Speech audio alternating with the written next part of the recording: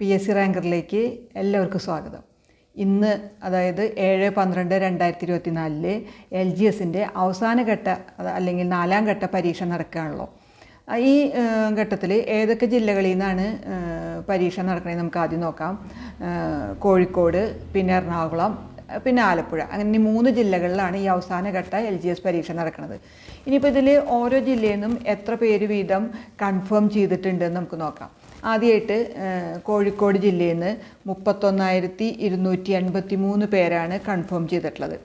പിന്നെ എറണാകുളം ജില്ലയിൽ നിന്നാണെങ്കിൽ 23,711 പേരും, ആലപ്പുഴ ജില്ലയിൽ നിന്ന് 23,708 പേരുമാണ് കൺഫേം ചെയ്തിരിക്കുന്നത് ഇന്നത്തെ പരീക്ഷ എഴുതാൻ. ഇനി ഇതിൽ ടോട്ടലായിട്ട് 78,702 പേരാണ് ഈ 3 ജില്ലകളിൽ നിന്നും ഈ LGS പരീക്ഷയ്ക്ക് വേണ്ടിയിട്ടുള്ള കൺഫർമേഷൻ കൊടുത്തിരിക്കുന്നത്. ഇപ്പോൾ അത് 4ാം ഘട്ടമാണല്ലോ. മറ്റ് 3 ഘട്ടങ്ങളിലെ പരീക്ഷകൾ കഴിഞ്ഞു.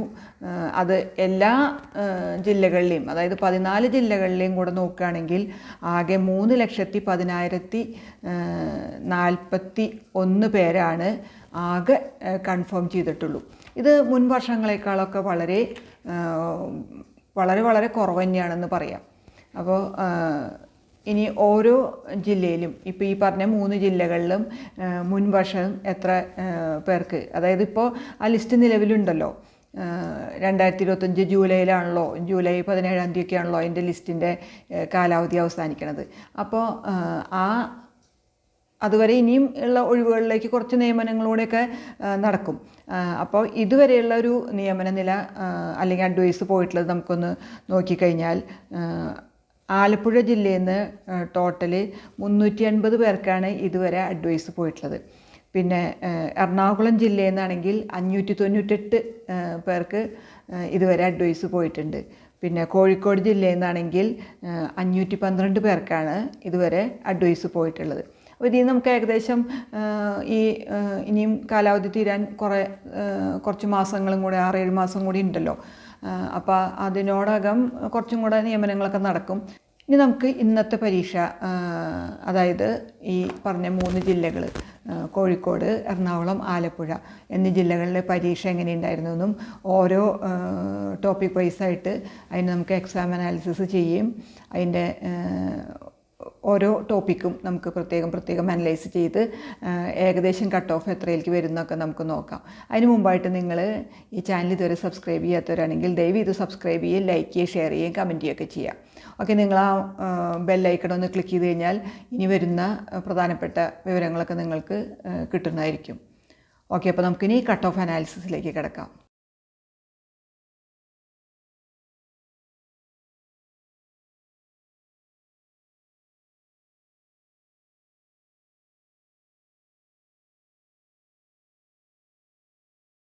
അപ്പോൾ നമ്മളിപ്പോൾ ഇനി കട്ട് ഓഫ് അനാലിസിസിലേക്ക് കിടക്കുകയാണെങ്കിൽ ആദ്യത്തെ ക്വസ്റ്റ്യൻസൊക്കെ നോക്കുകയാണെങ്കിൽ ഭരണഘടനാ ഭാഗത്തുനിന്ന് എളുപ്പവും ഡയറക്റ്റായ ക്വസ്റ്റ്യൻസൊക്കെയാണ് വന്നിട്ടുള്ളത്. പിന്നെ കേരള ഹിസ്റ്ററി, റിനൈസൻസ് ഭാഗത്തു നിന്നൊക്കെ ഡയറക്റ്റ് ആയിട്ടുള്ള ക്വസ്റ്റ്യൻസൊക്കെ തന്നെയാണ് വന്നിട്ടുള്ളത്. ആ ഭാഗമൊക്കെ, അതുപോലെ Kerala, Indian history, Indian polity ഒക്കെ നോക്കുകയാണെങ്കിൽ കമ്പാരിറ്റീവ്ലി എളുപ്പം തന്നെയായിരുന്നു. ഇനി ജോഗ്രഫി വീണ്ടും ടഫാക്കിയിട്ടുണ്ട്. ഇന്ത്യൻ ജോഗ്രഫി ആയാലും കേരള ജോഗ്രഫി ആയാലും സ്റ്റേറ്റ്മെൻറ്റ് ടൈപ്പ് ക്വസ്റ്റ്യൻസ് ഉണ്ട്. അതുപോലെ തന്നെ തെറ്റായിട്ടുള്ളത് കണ്ടുപിടിക്കാൻ പറഞ്ഞിട്ടുണ്ട്. അപ്പോൾ അത് കുറച്ചുകൂടെ ലെങ്തി ടൈപ്പ് ക്വസ്റ്റ്യൻസൊക്കെയാണ് ജോഗ്രഫിയിൽ നിന്ന് വന്നിട്ടുള്ളത്. അപ്പോൾ അതുകൊണ്ട് തന്നെ ജോഗ്രഫി പൊതുവെ ടഫായിരുന്നു എന്ന് പറയാം. പിന്നെ കറൻറ്റ് അഫെയർസ് ഭാഗമൊക്കെ നോക്കുകയാണെങ്കിൽ അത് 2024-ലെയും 2023-ലെയും 2022-ലെയും ഒക്കെ ചോദ്യങ്ങൾ ഏകദേശമൊക്കെ ഈക്വൽ ഇമ്പോർട്ടൻസ് ഒക്കെ ആയിട്ടാണ് ചോദിച്ചിട്ടുള്ളത്. പിന്നെ എല്ലാ പ്രാവശ്യമൊക്കെ ചോദിക്കണ പോലെ ചന്ദ്രയാനെ പറ്റി അല്ലെങ്കിൽ ഇന്ത്യയുടെ സ്പേസ് മിഷനെ കുറിച്ചിട്ടുള്ളൊക്കെ ക്വസ്റ്റ്യൻസൊക്കെ ഒരു ചോദ്യമൊക്കെ എല്ലാ പ്രാവശ്യമുള്ള പോലെയൊക്കെ തന്നെയുണ്ട്. ഇനി സയൻസ് ഒരു ആവറേജ് ആണ്. ഒന്ന് പഠിച്ചു പോയിട്ടുള്ളവർക്കൊക്കെ ആണെങ്കിൽ അത്യാവശ്യം നല്ല സ്കോർ ചെയ്യാൻ പറ്റുന്ന ടൈപ്പ് തന്നെയായിരുന്നു. ഒരു 60-70% സയൻസിൽ നിന്ന് സ്കോർ ചെയ്യാം.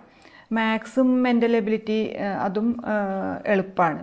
അപ്പോൾ നമുക്കിനി ഓരോ ടോപ്പിക് വൈസായിട്ട് കട്ട് ഓഫ് അനാലിസിസ് നോക്കാം. അപ്പോൾ നമ്മുടെ ഇവിടെ ആദ്യം പൊതുവിജ്ഞാനമാണ്. അപ്പോൾ ഈ പൊതുവിജ്ഞാനത്തിൽ 40 മാർക്കിൽ നിന്ന് ഏകദേശം ഒരു 29 മുതൽ 32 മാർക്ക് വരെ സ്കോർ ചെയ്യാം പൊതുവിജ്ഞാനം ഭാഗത്തുനിന്ന് 40 മാർക്കിൽ.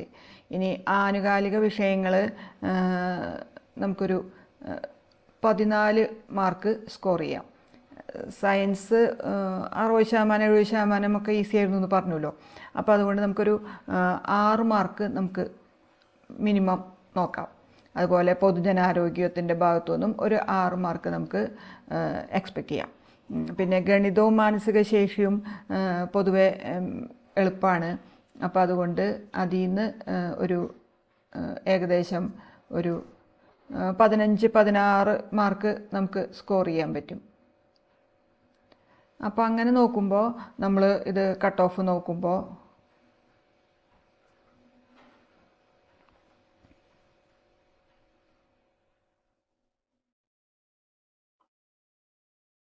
കട്ട് ഓഫ് നോക്കുമ്പോൾ 29, 10, 39, 4, 43, 49, 55, 70 മാർക്ക്.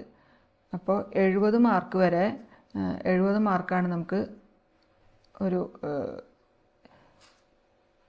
ഒരുമാതിരിയൊക്കെയുള്ള ഒരു ശരാശരിയായിട്ട് കണക്കാക്കാൻ പറ്റുക. ഇനിയിപ്പോൾ കുറച്ച് 29 തൊട്ട് 32 വരെ എന്നൊക്കെ പറഞ്ഞിട്ടുണ്ടല്ലോ ഈ പൊതുവിജ്ഞാനമൊക്കെ. അപ്പോൾ അങ്ങനെ നോക്കുമ്പോൾ നമുക്ക് ഓരോ ജില്ലകളിൽ നോക്കുകയാണെങ്കിൽ കോഴിക്കോട് ജില്ലയിൽ ഏകദേശം 70-നും 74-നും ഇടയിലാണ് കട്ട് ഓഫ് വരാൻ സാധ്യത. എറണാകുളം ജില്ലയ്ക്കാണെങ്കിൽ 68 മുതൽ 72 വരെ. ആലപ്പുഴ ജില്ലയാണെങ്കിൽ 65-നും 70-നും ഇടയിൽ. 65 മുതൽ 70 വരെ. അപ്പോൾ ഇങ്ങനെയുള്ളൊരു കട്ട് ഓഫാണ്. നമ്മളിപ്പോൾ കുറച്ച് പരീക്ഷ എഴുതിയ കുറേ പേരായിട്ട് സംസാരിച്ചതിൻ്റെ അടിസ്ഥാനത്തിൽ അവർ പറഞ്ഞ അഭിപ്രായം കൂടെ കണക്കിലെടുത്തിട്ട് ഉണ്ടാക്കിയിട്ടുള്ളൊരു കട്ട് ഓഫാണിത്. അപ്പോൾ ഈ വിവിധ ജില്ലകളിൽ നമ്മൾ പിന്നെ മാത്രമല്ല ക്വസ്റ്റ്യൻ പേപ്പർ അനലൈസ് ചെയ്യുകയും കൂടെ ചെയ്തിട്ട് കിട്ടിയൊരു കട്ട് ഓഫ് തന്നെയാണിത്. അപ്പോൾ ഈ നിങ്ങളുടെ മാർക്ക് ഓക്കെ. അപ്പോൾ ഈ 3 ജില്ലകളിൽ പരീക്ഷ എഴുതിയ ഉദ്യോഗാർത്ഥികൾ നിങ്ങളുടെ മാർക്ക് ദയവ് ഇത് കമൻസിലിടുക. ഓക്കെ. അപ്പോൾ ഈ ചാനൽ ഇതുവരെ സബ്സ്ക്രൈബ് ചെയ്യാത്തവരാണെങ്കിൽ ദയവ് ഇത് സബ്സ്ക്രൈബ് ചെയ്യുകയും ലൈക്ക് ചെയ്യുകയും ഷെയർ ചെയ്യുകയും കമൻറ്റ് ചെയ്യുകയൊക്കെ ചെയ്യുക. ഓക്കെ. ഈ വീഡിയോ നിങ്ങൾ മറ്റുള്ളവർക്ക് ഷെയർ ചെയ്ത് കൊടുക്കാൻ മറക്കരുത്. ഇതിൻ്റെ provisional answer key PSC upload ചെയ്യണ മുറയ്ക്ക് നമ്മളും ഇതിൻ്റെ പ്രൊവിഷണൽ ആൻസർ കീ ചെയ്യുന്നതാണ്. ഓക്കെ. Thank U.